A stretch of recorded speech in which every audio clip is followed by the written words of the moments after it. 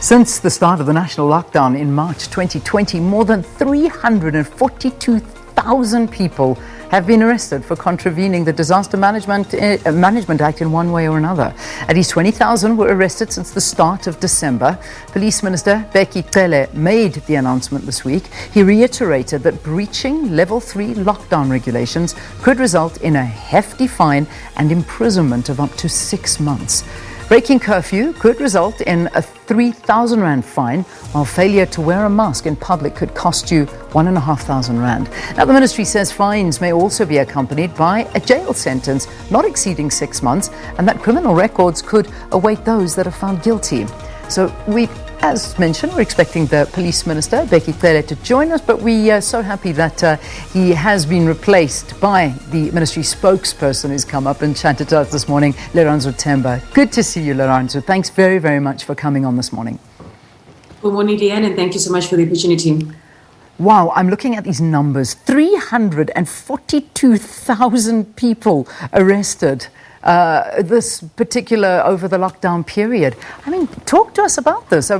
Is it mostly fines? Where are these people? They're surely not all in jail. Can you believe it? In just 295 days, Leanne, over 342,000 people have been arrested or processed or fined or even issued with warnings.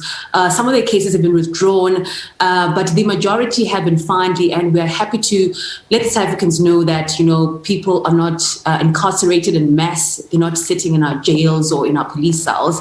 Majority of these people have been fined. A lot of them have paid what we call J534 fines, which are the admission of guilt. A lot of them also have appeared in court and have also been fined through that process. Many of them have paid spot fines, for example, but unfortunately, 342,000 people have been in violation of the DMA. Sure. I mean, okay, let's just, I'm not going to make us go back over the entire time, but over December, the numbers that we're looking at were 20,000 arrested since December. Which province would you say had the most arrests, and what kind of offences are we referring to here? Yeah, what we're seeing as well, Leanne, is that the provinces that have recorded the highest arrests are also the provinces that we are battling and really trying to grapple with containing the crime levels. Western Cape leads the pack, followed by Gauteng province. We are also surprisingly seeing the Free State having lots of violations. Looking at the 342,000 figures, Free State accounts for 49,000 of these violations, and of course, the KwaZulu-Natal province is coming up at number 4 when it comes to violation. So it is the same provinces that we are really trying to curtail the crime factor, but unfortunately, it's also the same province where we're seeing people just completely disregarding the wearing of masks.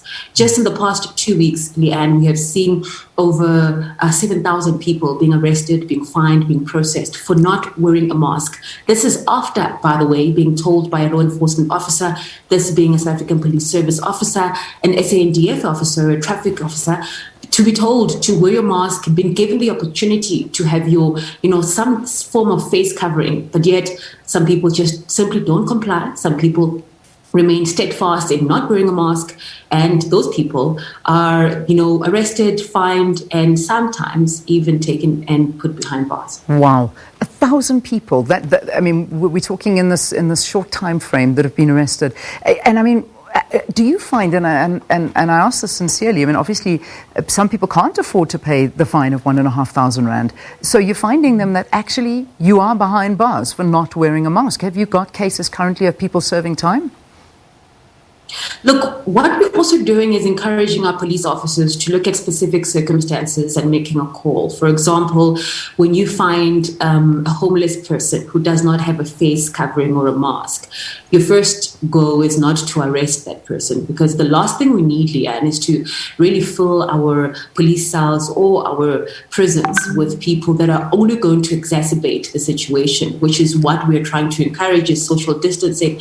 And we really can't afford to have a system where it is one being clogged up by people that are not wearing masks, but also people being, in these small confined spaces, which is only going to encourage the virus, which is something that we really are trying to avoid. So first prize for us is to warn people fine you. And if that fails, then we're going to have to just knock it up a notch, and we're going to have to, take you in and process you. We also have to just caution South Africans that when we talk about people being arrested, it's not only just to being arrested so that you can spend some time in jail. Police officer can arrest you so that for the purpose of processing you. So you can be taken in, Leanne, so that you can be taken to a police station, for example, Brooklyn Police Station, where you're going to be processed. And in that process, you are then going to have, the options, whether you're going to be given a warning for you to appear before a court or a magistrate, or are you going to pay an admission of guilt, or are you going to be let out on just a warning, don't do it again, or are you actually going to go through the whole process where you're going to have your day in court, you're going to have to, tell the magistrate what was going on when you did not wear a mask or you violated some of the liquor laws and also some of the laws that have been put down in our regulations that are, by the way, gazetted, and all South Africans are really welcome to go and read them. They are there in black and white. So those are some of the processes and steps that we're going through as a SAPS. Our first prize is really not to arrest people. The Minister of Police has sent out a statement this week, as you've mentioned, saying that we don't particularly enjoy arresting people. But if we are forced to do that, having to choose between saving lives and arresting people, well, we're going to have to arrest people. Yeah, a lot of people have been criticizing the police when there are so many. We talk about violent crimes, we talk about major criminal offences that are taking place, and yet it seems that so much energy and resources have been put to having police patrolling empty beaches. And, this is something that I think people are, still feeling. I know that obviously it's not the police that are instituting these laws, but, people getting arrested, having to have police patrolling the beaches, driving up and down the beaches that are absolutely empty, especially now that the festive season has come to an end, where resources are so desperately needed for people that are actually being murdered or raped or whatever it may be the situation. How do you defend those actions and people that are asking for a proper protection as opposed to just, somebody walking across a beach and being arrested? I'm so glad you raised this question, Leanne. Let me just correct one thing. Police are not patrolling beaches up and down. Police are dispatched to beaches when they see some sort of violation or infringement. This is when a police car will then, or a police quad bike will then be dispatched to a beach to make that particular arrest. Number two, the police minister does not make arrests. He is a political figure and a political head of the police ministry. We have 190,000 very capable men and women in blue who are going to be making those arrests and continue to do so. Just because we're in a pandemic, and it does not mean that criminals are taking a holiday or certainly are sitting and staying at home. Crime fighting initiatives still continue. In fact, when we are arresting some of these violators of the DMA, it is through when we are actually conducting our patrols, our crime prevention patrols. So it can't be a fact, let alone the truth, that police efforts to combat violent crime and serious crimes have not been taking place. In fact, on the contrary, police remain very committed to meeting their mandate, which is to ensure the safety of citizens of this country, to investigate, to combat crime, and so forth. So there are 190,000 South African police service officers that continue to make haste, to make arrests, to put together watertight cases that will stand before the court and make sure that, the victims as well as survivors of crimes like gender-based violence, human trafficking or whatever crime are really brought some level of justice. And Leanne, I will feel in my duty not to mention that it is under the Minister of Police, Bheki Cele's watch that, resources are being pumped into looking at things like, illegal mining, for example, where we've seen the establishment of anti-gang units being established in various parts of the country to tackle this. We are also aware that there has been an Operation Lockdown way before this lockdown that we are currently in the Western Cape, where we are seeing the combination efforts of the SAPS as well as the SANDF to make sure that violent crime, the gangsterism and the gang-related crimes in the Western Cape are tackled head-on. This has been going on and has been, by the way, happening under the minister's watch. We know that the Hawks, for example, are the ones that are being tasked with looking at this particular crime of human trafficking. I know that, social media is a buzz about, where is the Minister of Police when people are being trafficked? This is happening under the Minister's watch. So I can really say and give facts, and not just defend, but give facts of what actually is on the ground. Just because we're seeing the Minister of Police on a beach, it does not mean that the rest of the SAPS enforcement officers are on beaches doing the same thing. 190,000, I repeat, are doing the work of the day, and the work of the day is to put criminals behind bars, and this is what we continue to do. Yeah, I mean, let's talk about the liquor-related infringements, because I know that this is also a massive thing. I mean, we see photographs all the time surfacing of people being either arrested for the transportation of alcohol in any form, and again, some people saying, really, we may be being a bit petty, but I know that the police officers are just following what has been stipulated. But a further 834 people arrested for liquor-related infringements as for the sale, dispensing, distribution, transportation of alcohol. However, these are just the people that you managed to catch, because I can promise you not 834 people are doing this. I mean, there's been a black market for alcohol since the first ban in March last year. Have you managed to hone in on how these black market syndicates actually operate? And we continue to gather intelligence around this sort of behavior, Leanne. It's not just on a small scale where we see John, who's transporting a six-pack of his favorite beer in his boot, that is being arrested. But we're also seeing, big corporate trucks that are also just trying to take chances. Unfortunately, Leanne, we're also seeing our own. Just yesterday, the Gauteng province actually released a statement talking about how a police van was captured by a civilian on their cell phone, transporting alcohol during the adjusted level 3 lockdown. So not only is it disappointing, but it also just sends a message to our members in blue that, they too need to adhere to the rules of the day. So it's something that's at a continuous level. We are also gathering intelligence, Leanne, about establishments in the most leafy of suburbs that still continue to define the law, define the precedent, define the regulations by serving wine, for example, in teapots. We still continue to hone in on those areas. But I have to also mention this, Leanne, we are very thankful to the public out there that continues to give us those anonymous tips. They can continue to do so through our Crime Stop hotline, which is 08600 10111. And they can even report anonymously on our My SAPS app, which is an app that it can be downloaded on their cell phones, their smartphones. So we really are encouraged that South Africans are really working with law enforcement to bring us those very much needed tips, because we cannot be everywhere in all corners of the globe and all corners of the country.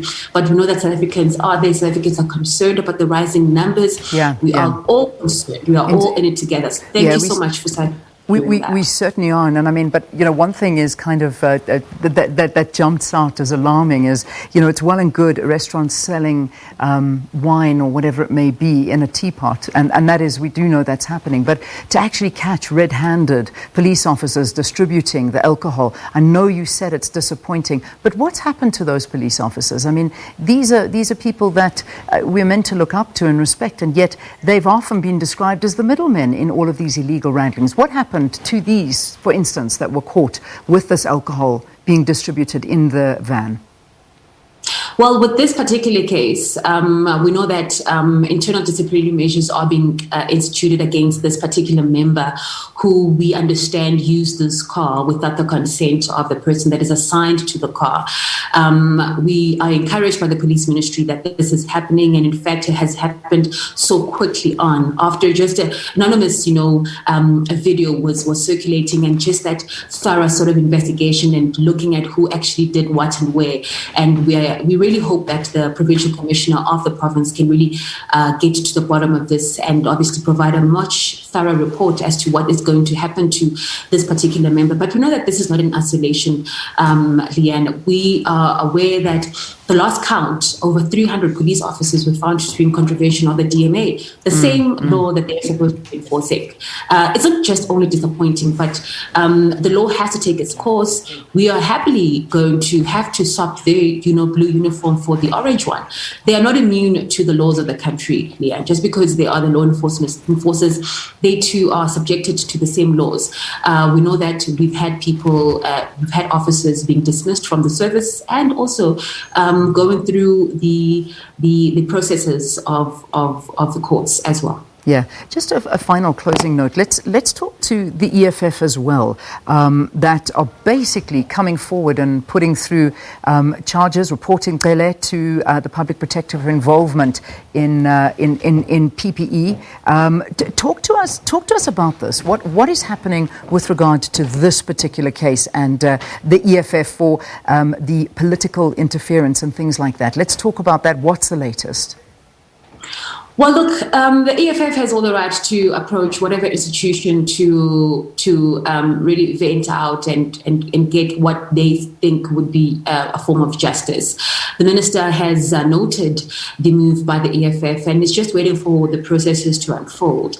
But on that front, Leanne, we know that the Minister of Police had written to the National Police Commissioner to basically, alert him to the fact that he is still of the view that the report by the IGI should have been, processed to him first before it was acted on.